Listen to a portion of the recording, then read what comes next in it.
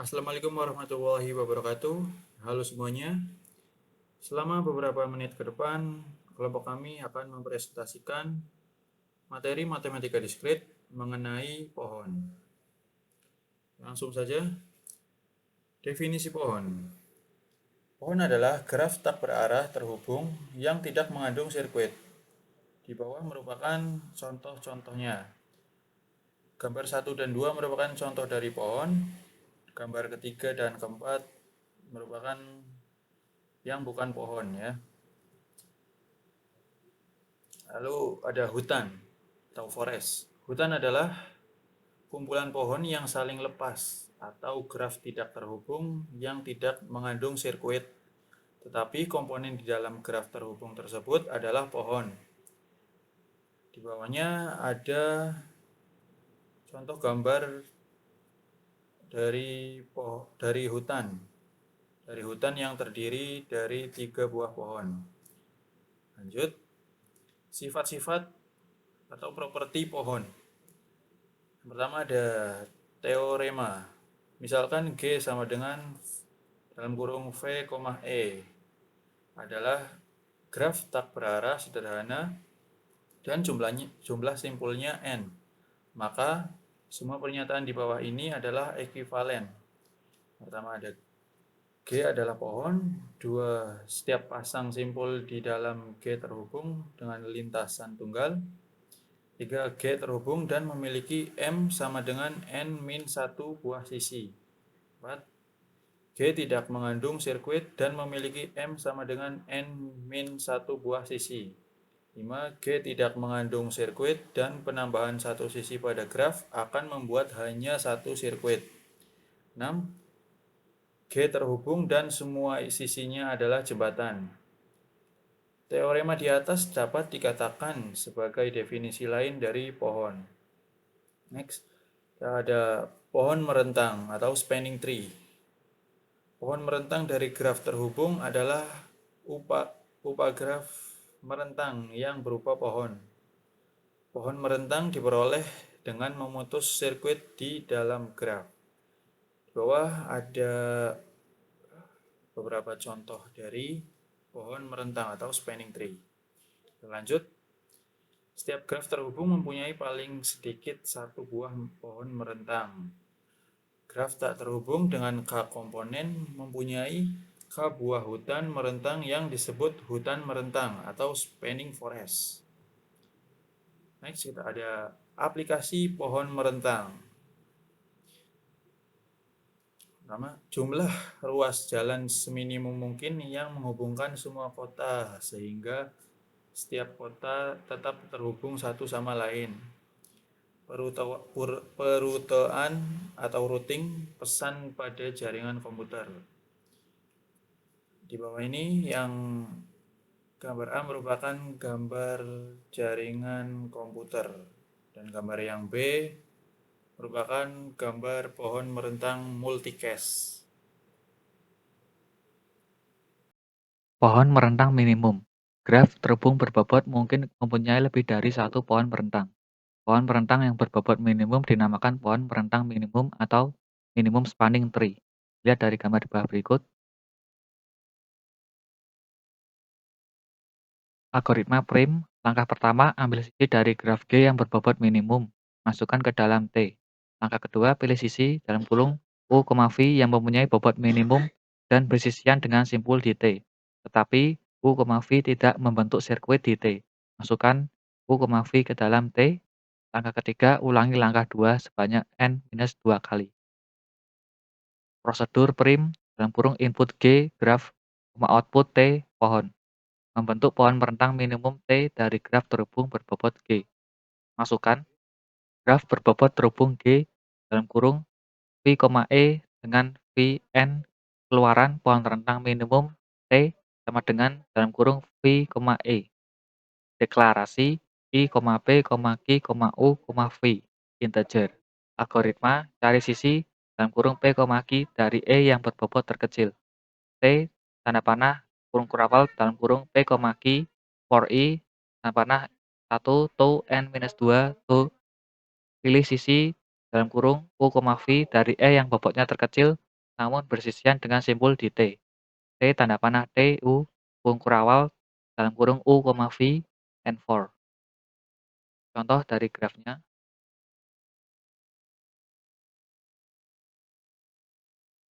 Berikut adalah isi tabel dari langkah, sisi, bobot, dan graf dari pohon rentangnya.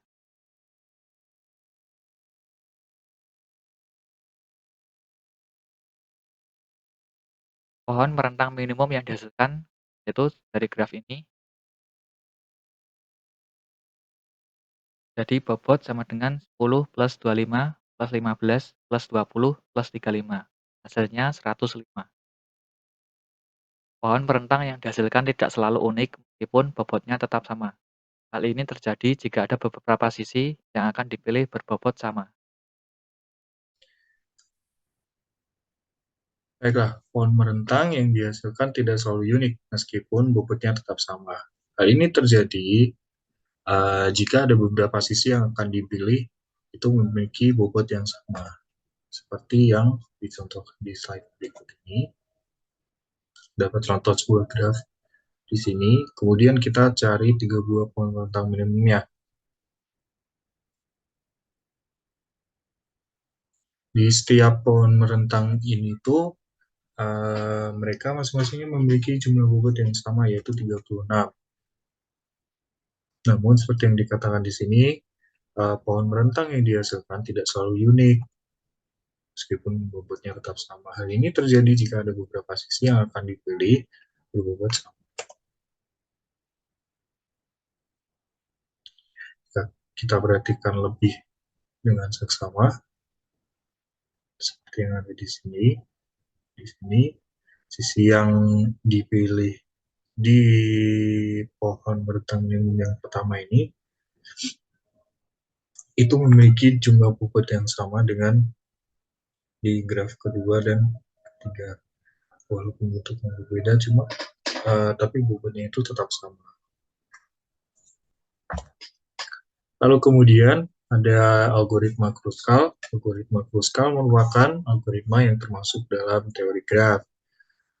Dan algoritma ini itu dapat digunakan untuk mendapatkan minimum spanning tree dari graf berbobot dengan orientasi bobot itu diurutkan dari bobot terkecil hingga ke bobot terbesar. Nah, di sini terdapat langkah-langkah untuk melakukan algoritma Kruskal. Dimulai dari langkah 0, yaitu kita harus mempersiapkan di sini sisi-sisi dari graf sudah diurutkan secara menaik berdasarkan bobotnya, dari bobot terkecil ke bobot terbesar. Kemudian langkah satunya, di sini tampilnya masih kosong. Lalu di langkah kedua, pilih sisi. Kita sebut saja sisi itu U dan V, dengan bobot minimum yang tidak membentuk sirkuit di T. Kemudian, tambahkan U dan V ke dalam T. Jadi kalau misalnya nanti sebuah sisi itu dapat membentuk sirkuit dari minimum spanning tree yang sedang kita buat, maka sisi tersebut akan ditolak atau tidak diterima karena ini bukan merupakan minimum spanning tree. Kemudian di langkah ketiga itu ulangi langkah kedua sebanyak n kurangi 1. N itu jumlah dari sisi dari sebuah graf tersebut. Di sini terdapat contoh dari algoritma Kruskal.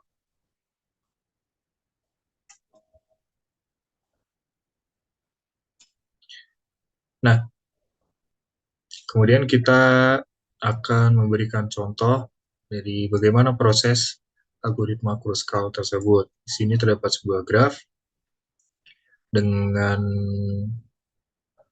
sisi-sisinya yang diberi nama dengan menggunakan angka 1, 2, 3, 4, 5, 6, dan juga terdapat bobotnya di setiap masing sisinya. Nah, kemudian di sini ya mempersiapkan langkah 0, yaitu mengurutkan setiap sisi-sisinya secara menaik, seperti yang ada di sini, di slide ini. kita membuat sebuah tabel dengan menyertakan sisi dan bobot yang ada di graf tadi. Di sini sudah diurutkan dari bobot yang terkecil hingga yang terbesar. Kemudian kita lakukan langkah satu tadi, yaitu pilih sisi dengan bobot minimum yang tidak membentuk sirkuit di T, lalu tambahkan sisi tersebut ke dalam T. Maka yang kita lakukan adalah memilih sisi terkecil tersebut dengan bobot terkecil tadi. Kita tekan di sini, kita gambarkan di sini. Kemudian kita ulangi lagi proses yang sama dengan mengambil sisi yang bobot terkecil berikutnya, yaitu bobot dengan bobot 15, merupakan sisi 36. Kemudian kita gambarkan. Lalu seperti itu, kita ulang lagi langkahnya. Ada sisi 4 dan 6 dengan bobot 20. Nah, kita gambarkan di sini. Kemudian ada sisi 2 dan 6 dengan bobot 25. Kita gambarkan di sini. Lalu yang berikutnya ada sisi 1 dan 4 dengan bobot 30, namun ditolak. Mengapa? Karena dengan sisi ini, walaupun memiliki bobot yang sama, jika kita gambarkan, maka akan membentuk sebuah sirkuit di sini, seperti yang ada di contoh ini. Sehingga sisi tersebut langsung ditolak karena tidak memenuhi syarat dari algoritma Kruskal. Lalu kita lanjutkan lagi dengan sisi yang terkecil berikutnya, yaitu 30 dengan bobot 35, yaitu merupakan sisi 3 dan 5. Lalu kita gunakan di sisi di sini. Maka pohon mentang minimum yang dihasilkan adalah seperti yang digambarkan di sini. Dengan jumlah bobot yaitu 10 ditambah 20, 10 ditambah 25, 15 tambah 20 tambah 35 sama dengan 105. Pohon berakar, router tree. Pohon yang satu buah simpulnya diperlakukan sebagai akar dan sisi-sisinya diberi arah sehingga menjadi graf berarah, dinamakan pohon berakar. Seperti gambar yang di bawah ini. A. Pohon berakar yang B sebagai perjanjian tanda panah pada sisi dapat dibuang. Lanjut, Min.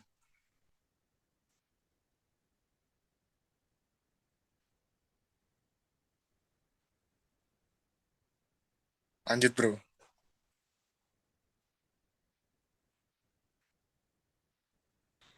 Pohon dan dua buah berakar yang dihasilkan dari pemilihan dua simpul berbeda sebagai akar. Contohnya yang ada di atas. Lanjut.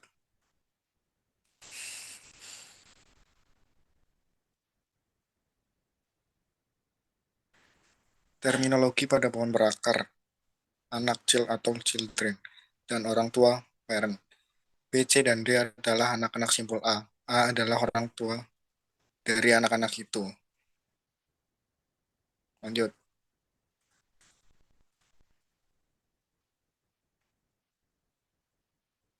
Lanjut, bro. Dua lintasan PET. Lintasan dari A ke C adalah A, B, E, C.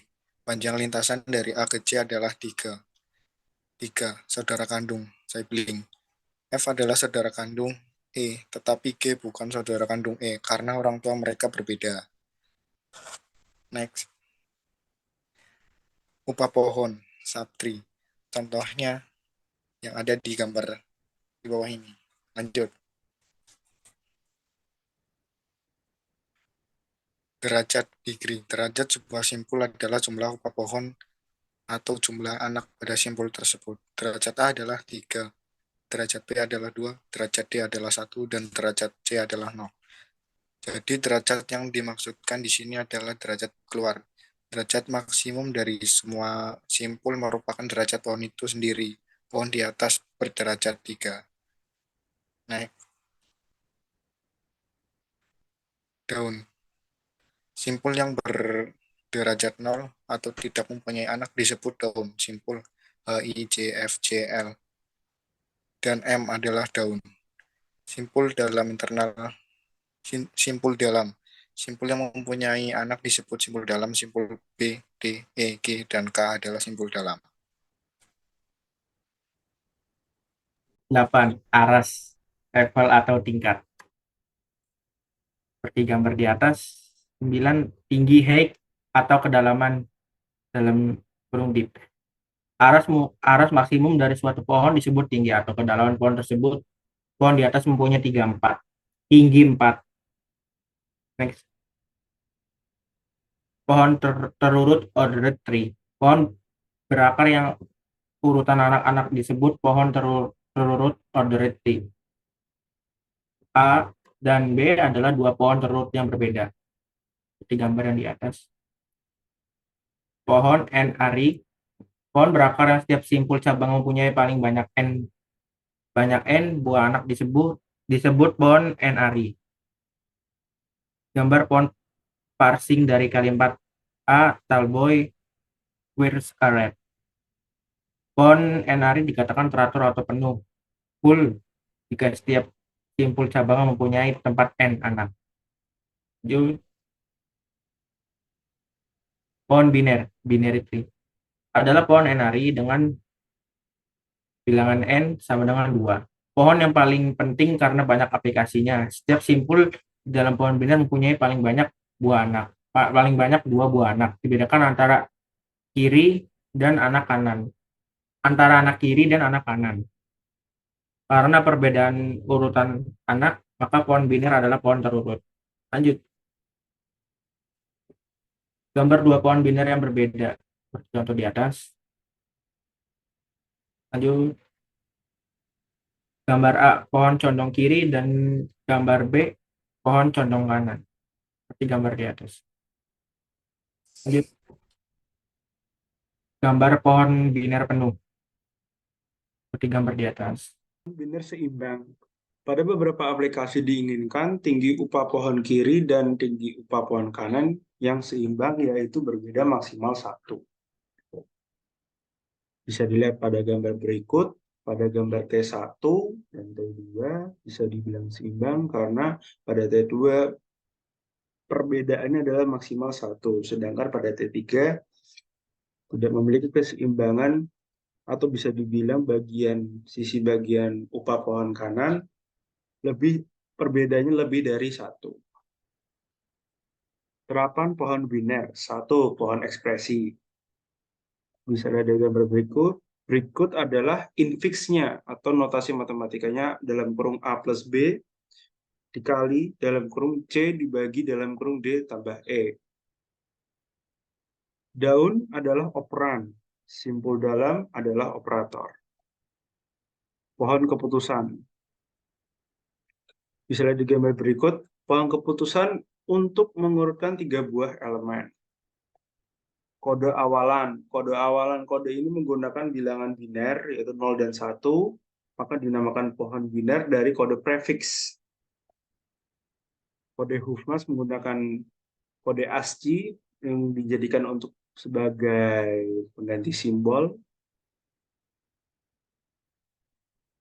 Tabel kekerapan frekuensi dan kode Huffman untuk string ABA, CC, DA.